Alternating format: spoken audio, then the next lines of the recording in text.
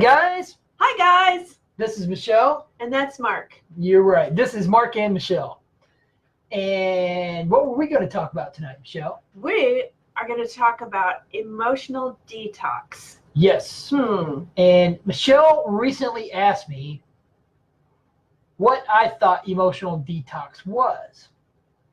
In other words, did I think emotional detox was emotions that come up caused by physical detox? Or did I think that they were emotions or old traumas that needed to be gotten rid of? My answer was the latter. To me, emotional detox, you are detoxing yourself of old emotions that have caused traumas for years, decades, whatever else, and you are detoxing those out of you. Now, to relate this to autism, but then it'll probably relate to pretty much other people too, is when I was autistic, so often I got treated badly because I didn't catch on to something quickly, like a joke or a conversation or Instructions. There you go. Especially that. Even in college, I started college when I was 32. You would have thought that a 31 or 32-year-old person wouldn't get treated like that. It's not the way it works. So because I got treated that way, I got traumatized, and I thoroughly believed I was stupid, even though I knew I wasn't. So I had to emotionally detox myself of that old trauma / emotion. That's what I mean by an emotional detox. It's something that had been in there, and I decided to clean it out. But you didn't know it was there until later. Right. Because you had to have your emotions come on so that you could know that it was there. Exactly. But I think emotional detox works for everybody, not just people who have recovered from autism. Oh, yeah. Mm-hmm. So I wish I could remember where I read this, and it might have been the Hawking guy. What's his David Hawkins? David Hawkins, yeah. That's his name. It could have been somewhere else, though. I've read a million books. Not literally.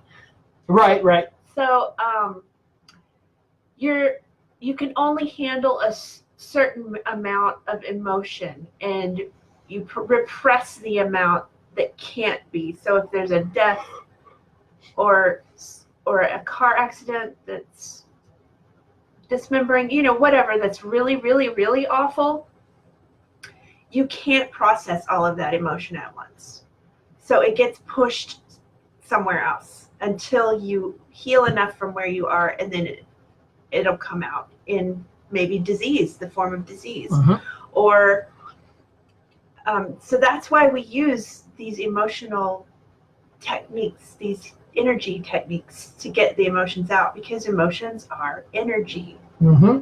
And stuck emotions do make you ill, whether mentally or physically. They make you ill.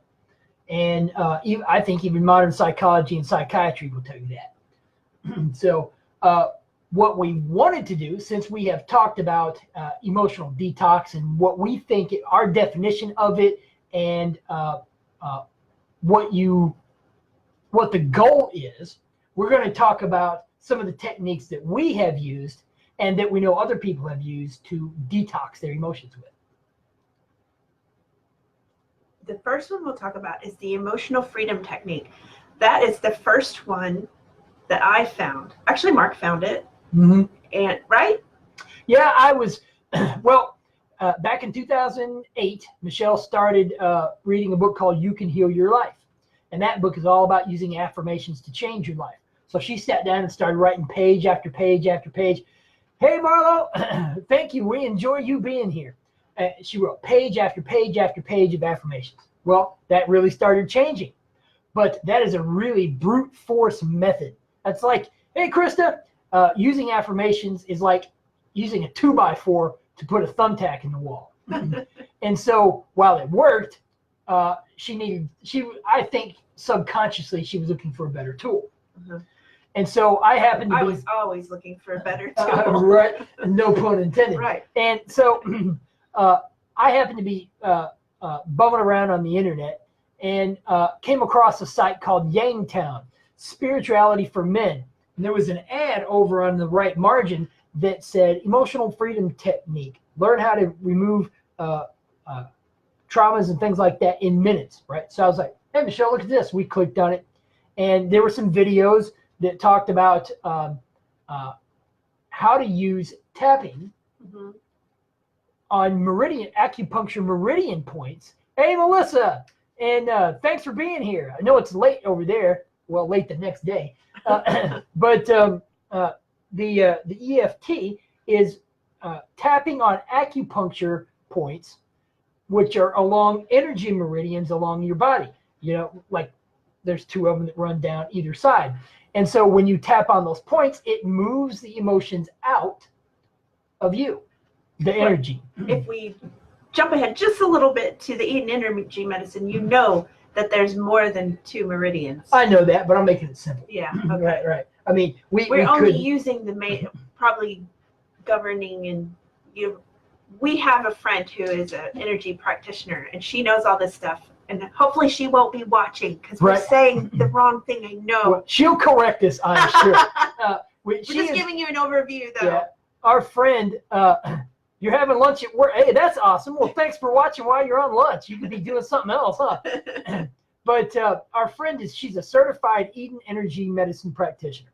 And she taught us a lot of this. But then, oddly enough, Michelle picked up the Eden energy medicine book back in 2012 before we met this friend. Yeah. So it's kind of weird how things work out. Synchronicity. Energy is supposed to be part of our lives. It is. So going back to EFT, emotional freedom technique, also known as tapping. There are points. That's the karate chop point. This is the karate chop point that you tap and you make a statement. So Mark was talking about rejection today. So even though I feel rejected, I deeply and completely accept myself. And that's how you would start that out. It makes you feel vulnerable and it makes you feel really bad. But what you're doing is you're getting it out. So that's why you start feeling bad at first, because you're actually having to feel that energy. Right. And it's very unpleasant, which is why you repressed it in the first place. It felt so bad. But the only way to get it out is to feel it. So this is a way to help you feel it. And an example of we helped someone who had her autistic son is starting to wake up because she's doing this diet. But her other son, who's younger, is an NT, a normal brain.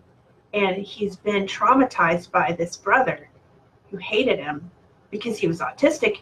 He was nonverbal autistic and hated the interactions. Yes. Yeah. And so she was really worried about her NT son being so traumatized. And so this is what I suggested to her: find an EFT practitioner. Now you can learn it yourself and do it with your kids yourself. And there's videos all over the internet. There are. We started with Gary Craig, and Nick Ortner also does it. But there are EFT practitioners in almost every city. And so hopefully she's going to get him some help in that way. But do you have anything else to say about EFT? Well, we can say this. EFT has been one of the best tools we have ever found to get rid of old traumas and old cruddy emotions. It works phenomenally well. And it helps you uncover your authentic self, because you're not buried in all of these awful feelings. Well, and it works in minutes.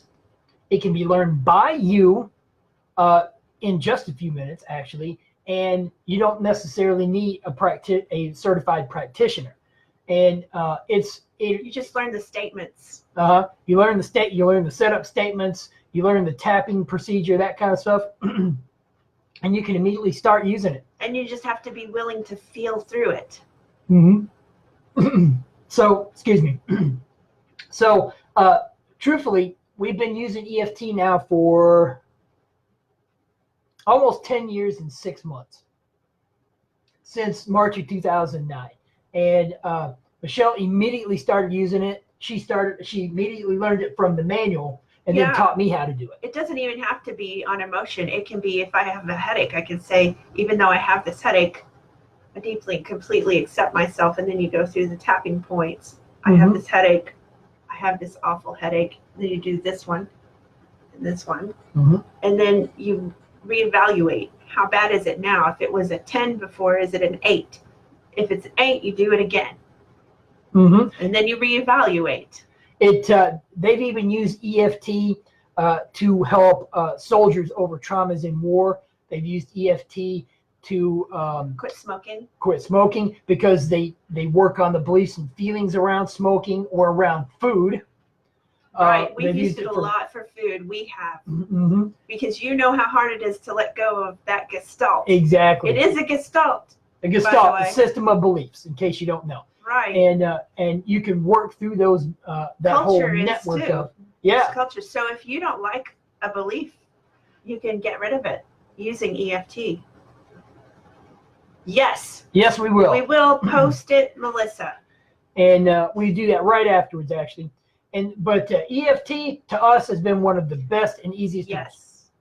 It's awesome. It is, and it works. I got to where I didn't have to tap. I could think it. I could think where the tapping points were, so that I could do it anywhere. Yep. No matter what happened, and not look silly. Right, exactly. You know, you don't want to sit in an airport and do that. They'll lock you up or something. But all right, let's move on to the next one. Eden energy medicine. Now this one's complex. There's a book. There's a couple books. Donna Eden is the person who came up with this, and it comes from yoga and qigong. Yeah, qigong. Yeah, say that. I think QI and then GONG. And then some other Eastern things she has. And you need a practitioner for this. Now there is a daily energy routine that there are lots of videos for online, and I can post one of those as well. And you don't need help with that. You can just do it with the person on the video. And it gives you energy. It's invigorating. It is. And there's even a technique called the triple warmer, which helps reduce your immediate stress. Yeah, I'll teach you that right now. Yeah, watch this. You go like this, around here. Around to your ear. You go down here, and then you pull it off of your ring finger. Unless your culture doesn't wear it on this finger. This finger. And then you do this side. Everybody do this with me. This is fantastic. You pull it off at this finger. And then you alternate back to the other side again. Right? Yeah. And the other side again. See? You do that like 3 times each side. Do it till you don't, till you're done. Well, that's better. Now I feel like, oh yeah. And I even did it before I came on here. So. Yeah. And it works really well. We have the friend of ours who's a certified practitioner. She uses it on her autistic daughter, and she uses it herself and that kind of stuff, and it works. Yes, it's a very good thing for parents to know if there's a meltdown or something, to get some tricks that way with energy medicine is very helpful. You have to have a certified practitioner if you're going to go beyond just the daily energy routine. And Eden energy medicine is more complex. You use tapping, like this, but you use thumping too on different areas, that kind of stuff to get the energy flowing. Yeah, because it's usually blockages. Right, and oddly enough, you can feel the blockages because they hurt when you tap on them. Yeah. And the more you tap on them, the less they hurt, and then they go away. And so now in Eden energy medicine, there are a lot more of the complex meridian lines and energy pathways and this kind of stuff, which I don't know hardly anything about. Right. But it's pretty complex. It is. But tell some. Did you experience any when you were autistic? Because I think we were doing some of this in 2012. Yeah. Did you experience any? Now I wasn't doing it with you in 2012. Okay. But so I didn't experience anything then. But halfway through recovery when I was on GAP. So about 2016, 2017, after we met our friend who's a practitioner. And I think we're going to have her on here so you can see some of that stuff. Yeah, and, she's pretty cool. Hey, all you viewers, thanks for being here. And she's pretty cool. And her mom does energy medicine, different types of energy. Kind. She's more shamanic. Yeah, and so we'll have her on here as well because they all know how to use this stuff. She can get into the matrix, that holodeck kind of a thing. Yeah. And do surgeries and stuff. The hologram and all that stuff. Yeah, it's very cool. Yeah. So that is upcoming. Now we'll talk about another technique that we've used that works really well for us as well. And this came from our friend's mom. Forgiveness. I mean, this is a particular forgiveness technique. It is. And now I'm going to let you tell the technique that Helen uses. Because that's the one you're talking about, right? Right. So let's say your child is in a meltdown. And they're inconsolable. First of all, we would say, don't talk to them. That sounds horrible. But if you add anything else, okay, can I tell the story? Tell the story. Okay, I give private music lessons, and there was a time that I had this autistic boy who was very difficult. He was the most difficult student I've ever had. Playing trumpet, had perfect pitch. So if I didn't know what letter he was playing, he was disgusted with me. So he was like 9 or 10, because I have relative pitch. And you may not know what that is. He came in one lesson screaming, yelling, cussing, I hate you, I want to burn down this store, I never want to have, I mean, it was really intense. And his dad, aggressive, his dad just went and walked off to the lobby. And I was like, what am I going to do with this? I listened to him, and he said, don't talk to me, never talk to me again. So I didn't. For 15 minutes, I sat there not speaking, and he was going off all over the place, just freaking out. But on my insides, I went to this really serene beach scene place, and I just breathed. Is that a word? Yeah. I breathed. You breathed. We'll go with that. And he started slowing down a little bit with his tirade, his temper tantrum. It was really, and I would say that would be a meltdown. It was definitely, I guess it was. And so finally he looked at me, which was shocking. He said, why aren't you talking to me? In this really calm voice. I said, you told me not to. And we didn't speak for maybe 5 more minutes. And he said, I think I'm ready to have a lesson if you want to start. I said, okay, we have 10 minutes. Because it was a 20-minute meltdown. Okay, so I was using some of my own energy to help him calm down. This is where this comes into play. Now, it depends on how advanced you are, how much you know yourself and your energy. Forgiveness is being in that moment, feeling what's happening, and feeling those feelings that are coming up. So you would say, Mark, you might have to help me because I'm on the spot here. I say it all the time. Oh, okay. But you say, I forgive myself. Mm-hmm. You forgive yourself. I forgive all those involved. Uh-huh. And you really dwell on these with the feeling that you're having. And I think you say you forgive Mother and Father God. I forgive myself. I forgive all those involved. Forgive us, Father, Mother, God. Mm-hmm. Because that covers everything, no matter what your beliefs are. Mm-hmm. Thank you, thank you, thank you. Mm-hmm. And you say that over and over, feeling those feelings until it starts receding. Right. Mm-hmm. And you can do this with your kid too.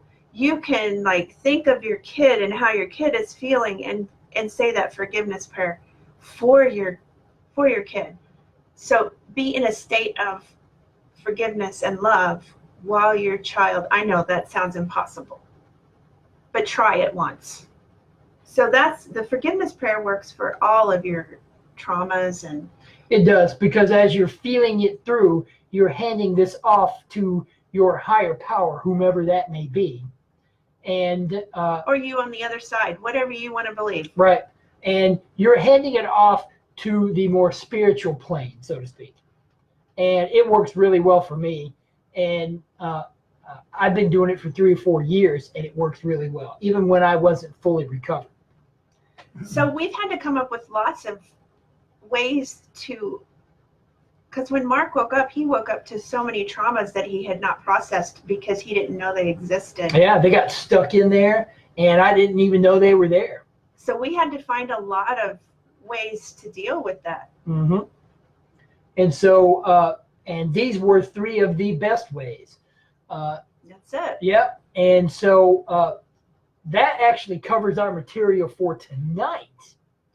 And what we're going to talk about tomorrow night. Now, if you have any questions about what we talked about tonight, please post them.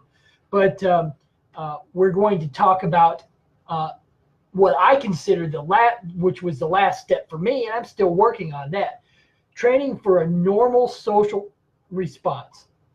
And that's not as difficult as you think, because the human brain seems to be naturally social. And so it's just like giving cues. And, it would be like teaching a normal kid, I imagine. So only because I haven't taught a normal kid, so I don't know. It's just that he was 50 instead of 5. Exactly. So, and that's been a pain, believe me. But I'm making it anyway. So tomorrow, we'll be talking about that at 10:45. So definitely back here.